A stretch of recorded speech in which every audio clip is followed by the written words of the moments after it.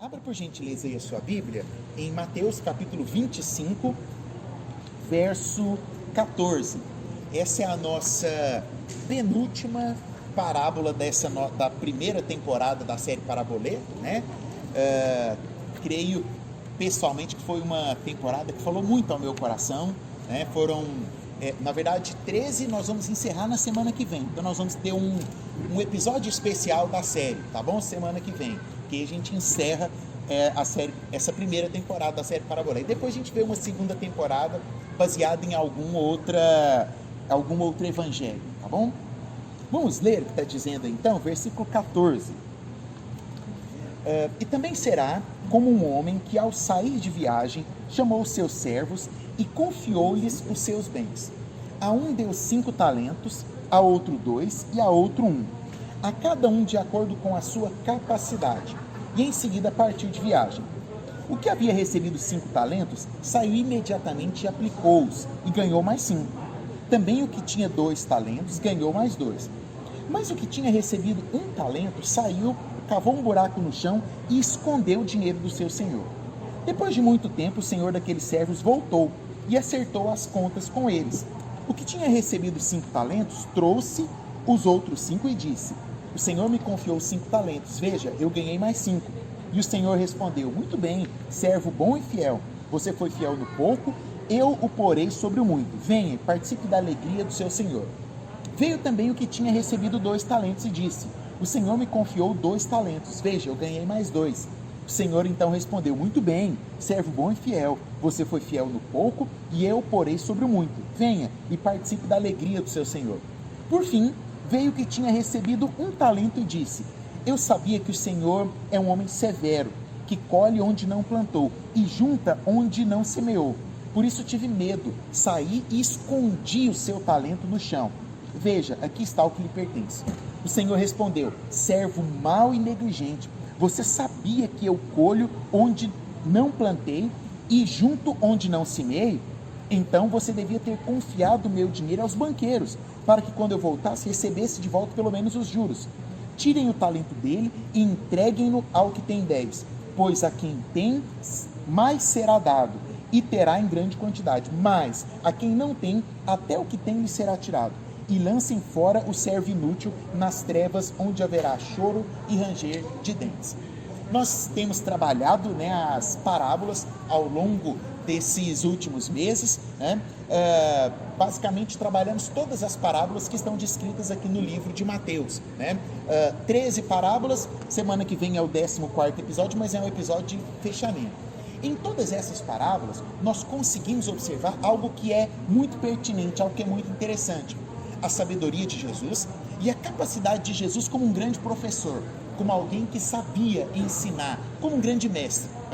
Entretanto, nós não podemos cair na vertente de reconhecer Jesus apenas como um grande professor, apenas como um grande mestre. Jesus foi muito mais do que um grande professor. Algumas pessoas tentam distorcer a teologia com esse conceito errado. Jesus, quem foi Jesus? Um grande professor, um grande mestre. Não, Jesus foi muito além disso. Ele era o Filho de Deus. E Jesus, nessa sabedoria humana, ele sabia contextualizar aquilo que ele ensinava. Veja bem, todas as parábolas que nós estudamos aqui, nós vimos a parábola do joio, a parábola do fermento, a parábola do casamento, todas elas dentro do contexto daquelas pessoas, para que aquelas pessoas pudessem muito bem entender aquilo que Jesus estava falando. E essa parábola aqui, ela segue o contexto e o conceito da parábola das 10 virgens, que foi a parábola da semana passada, onde Jesus ele traz uma aplicação e um ensino imediato, e uma aplicação e um ensino atemporal, ou seja, universal. Ele ao mesmo tempo ensinava para aquelas pessoas que estavam ali, naquele instante, naquele contexto, e ao mesmo tempo deixava algo muito precioso para nós, que estamos aqui hoje, 2000 e tantos anos depois do tempo em que aquele ensino foi feito. Qual foi o objetivo do ensino imediato? O ensino direto de Jesus era para quem? Para os escribas e os fariseus que estavam ali. Haviam muitos mestres da lei. E o que eles faziam naquela época de Jesus, como mestres e guardiões, entre aspas, da lei? Eles pegavam ali a lei e seguiam rigorosamente a lei, não permitindo que nada além da lei acontecesse. E eles não permitiam Inclusive, né, lógico, aí você fala, eles eram importantes sim, porque eles estudavam a lei e impediam que heresias fossem propagadas, mas eles não tinham o conhecimento necessário da revelação para saber que Jesus viria, como os profetas haviam dito, como os profetas haviam ensinado, e eles não tinham essa capacidade de entender que o próprio Jesus estava ali.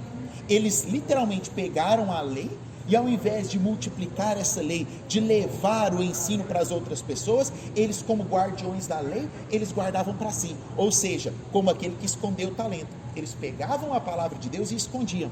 Aqui nós temos já talvez uma das primeiras aplicações. A palavra de Deus, ela é para nós e ela não pode ser escondida, assim como Jesus já ensinou na parábola do fermento.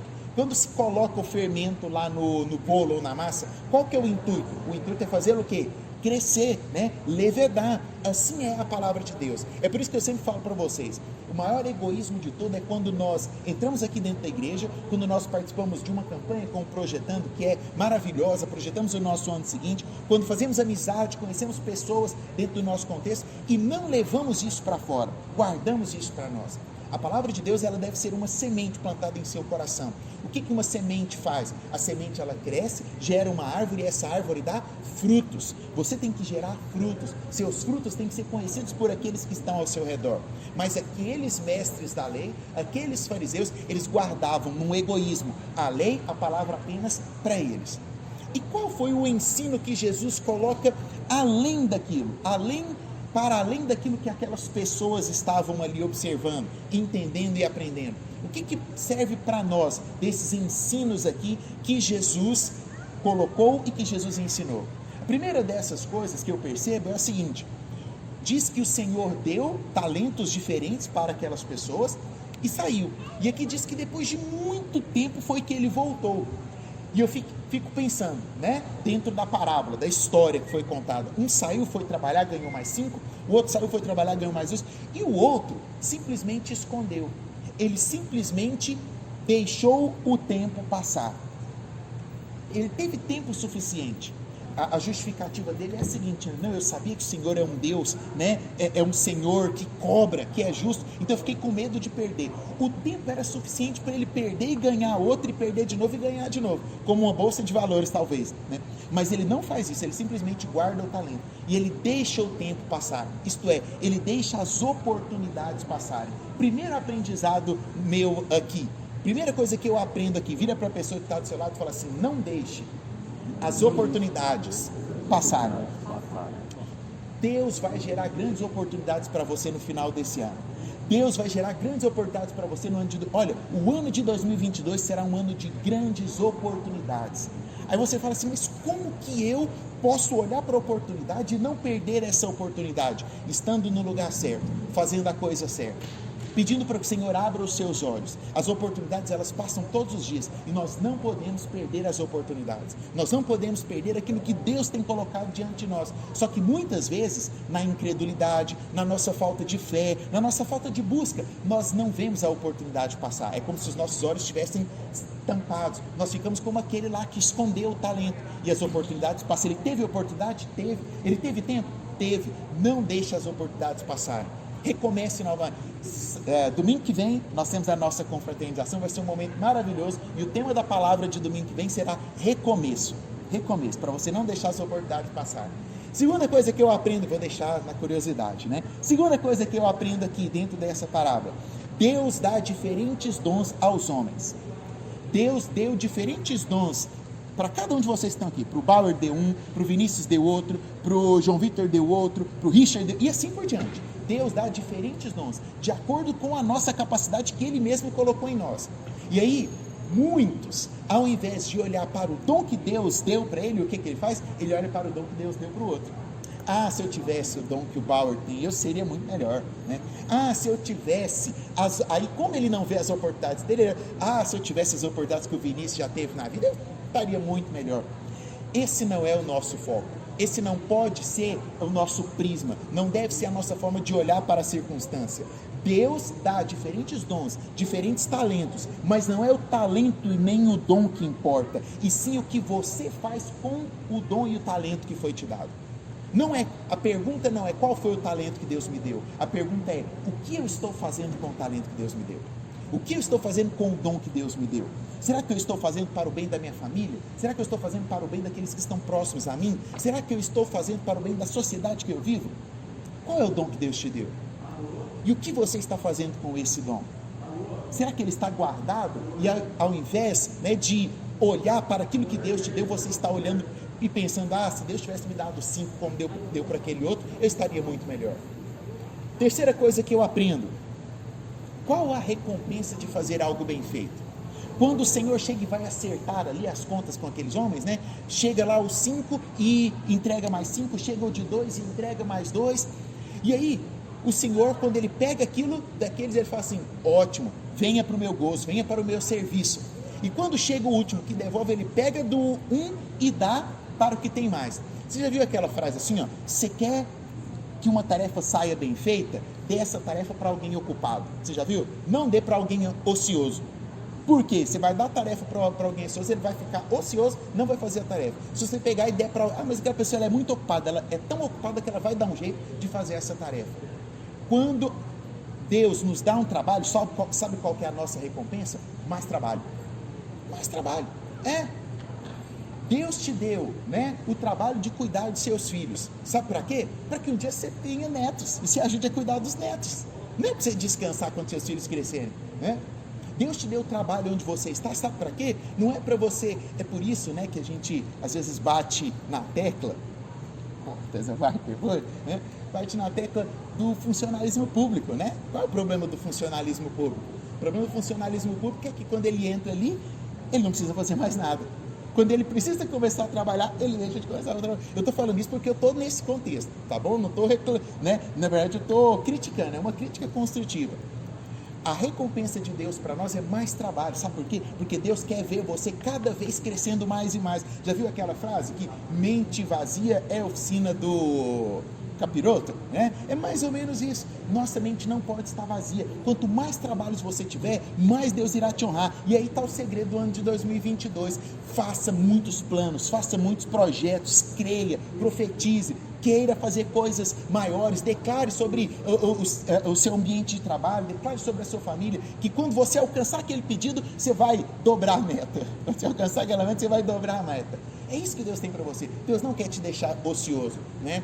Não fica pensando em aposentadoria, não. Deus não quer te fazer uma pessoa abençoada, aposentada, não. Ele quer te fazer uma pessoa abençoada que vai trabalhar até o fim dos seus dias e vai ser feliz por isso, vai ser grato por isso, vai ser pleno por isso. Para nós terminarmos, penúltima coisa que eu aprendo aqui: é muito melhor se arriscar e às vezes perder o talento do que esconder esse talento. A palavra de Deus ela é baseada num contexto que é chamado de ousadia. Os grandes homens que tiveram sucesso na Bíblia, homens e mulheres que tiveram sucesso na Bíblia, foram homens ousados. Davi, que é um personagem mais ousado do que Davi, né? Esther, que é uma mulher mais ousada do que Esther. Ousadia tem que fazer parte da sua vida. Você não pode se contentar com aquilo que você está vivendo. Sempre tem, isso não é ambição. Isso não é ambição. Isso é não se contentar com aquilo que o mundo às vezes tenta nos impor, com às vezes aquilo que a sociedade tenta colocar para nós. Nós temos que ser eternos inconformados. Nós não podemos nos contentar com aquilo que a sociedade tenta muitas vezes lançar sobre nós. Eu preciso ser inconformado. Aquele que recebeu um talento, ele pensou: tá bom, eu vou guardar aqui, o que importa é que eu não perca. Seria muito melhor se ele tivesse perdido e chegado para o Senhor e falado assim: ó, eu fiz um investimento, mas eu investi errado, perdi o que eu tinha. Tenho certeza que o Senhor ia falar: servo bom, você trabalhou, por mais que você tenha perdido, eu vou te dar mais, no mínimo outra chance ele teria, porque o nosso Deus é um Deus que dá segunda chance, e aqui ele não teve segunda chance. Sabe por quê? Porque ele não foi ousado. Seja ousado nos seus pedidos, seja inconformado com a situação que você está vivendo, porque Deus sempre tem algo melhor para você. E por último, a lei da vida, e também uma lei que nós aprendemos ao estudar a fisiologia do corpo humano, é muito claro. Dentro da biologia do corpo humano, e aí nós poderíamos dar várias explicações que vêm desde lá da genética, do DNA, é o seguinte: toda a musculatura do organismo que é trabalhada, a tendência dessa musculatura é se especializar naquilo com o qual ele está sendo trabalhado. Em palavras mais fáceis, né? Se você começa a correr 1 quilômetro por dia, Em um mês você vai conseguir, você vai estar adaptado a correr esse 1 quilômetro e vai poder correr 2, e assim por diante. Se você faz um treinamento muscular, né, para o seu braço, por exemplo, você vai se adaptar e vai conseguir, com o passar do tempo, a pegar um peso maior, porque a fisiologia do seu corpo trabalha para isso. Você vai se adaptando para dentro desse conceito. E isso acaba que é uma lei da vida. Aquilo que nós usamos, consequentemente, se torna o quê? Mais adaptado para uma determinada situação. E aquilo que nós não usamos, começa a ficar o quê? Obsoleto. Até o ponto em que nós deixaremos de utilizá-lo. O que eu quero dizer com isso? Aquilo que você usa vai cada vez mais se desenvolver. Consequentemente, se você, por exemplo, tem o hábito de ler a Bíblia, você vai se desenvolver na leitura da Bíblia. Se você tem o hábito de ler bons livros, você vai se desenvolver e aprender com esses bons livros. Se você tem o hábito de orar pela sua família, pela sua casa, você vai se desenvolver nisso. Eu quero te convidar para isso. Eu quero te convidar para que 2022 seja um ano onde você venha evoluir no seu intelecto teológico, que você venha aprender mais de Deus. Tudo aquilo que você usa, aqueles homens que dobraram os seus talentos, eles pegaram os talentos e usaram os talentos. Se você não pegar o talento que Deus te deu e não usar, ele vai ficar obsoleto. Deus te deu um talento para ser utilizado. E aí a pergunta que sempre aparece, né? Mas eu ainda não sei qual é o meu dom, eu ainda não sei qual é o meu chamado. Sabe. No fundo, você sabe que você tem uma habilidade interpessoal. Você sabe que você tem uma capacidade que te fez chegar até onde você está. E essa capacidade pode te levar muito mais alto, muito além de onde você está. Que o próximo ano seja um ano onde nós possamos desenvolver aquilo que Deus nos deu. Desenvolver as estratégias que Deus nos deu. E eu vou além. Existem muitos sonhos em nossos corações. Eu sou um ávido defensor de que todo sonho que existe em nosso coração foi plantado em nosso coração por aquele que antes de nós já sonhou esse sonho. Deus já sonhou o sonho que Ele colocou no seu coração. Deus já planejou o plano que está dentro do seu coração, dentro do seu coração, dentro do seu coração. Deus já tinha sonhado com aquilo que você planeja ser. E eu e você podemos não apenas realizar um sonho nosso, mas podemos realizar o sonho de Deus para nós. Porque o mesmo Deus que sonhou, te deu capacidade para ser quem você sonha ser. E eu quero declarar isso sobre a sua vida. 2022 vai ser um ano onde você vai voltar a sonhar. Sonhe alto, sonhe muito. Às vezes a gente fica tímido, né? Sonhe, sabe por quê? Porque esse sonho não é unicamente seu. Esse sonho é seu e do Espírito Santo também. E Ele quer muito fazê-lo conquistar. Ele quer muito te fazer crescer, romper todos os limites. E essa será a minha oração por você, a cada dia do ano de 2022. Que essa parábola seja uma semente em nossos corações, mas não um talento guardado. Que essa parábola seja um talento a ser multiplicado nas nossas vidas e nas vidas daqueles os quais nós amamos. Amém? Vamos orar?